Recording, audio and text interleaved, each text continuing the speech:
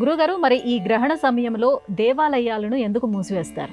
గ్రహణ సమయంలో దేవాలయాలను మూయటం కూడా ఆ నీలలోహిత కిరణాలు ఎప్పుడైతే దేవాలయంలో ద్వారాలు తీసి ఉంటే ప్రవేశిస్తాయి.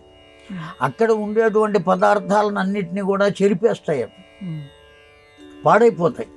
అందువల్లనే ఏం చేస్తారు, ఆ సమయంలో మూసేస్తారు.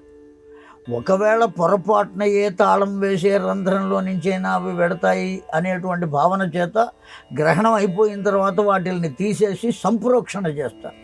మొత్తం అంతా కడుగుతారు, మళ్ళీ కడిగి శుభ్రం చేస్తారు.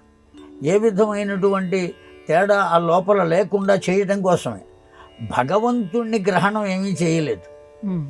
భగవంతుని యొక్క శక్తి ముందు ఇవేవి ఆగవు.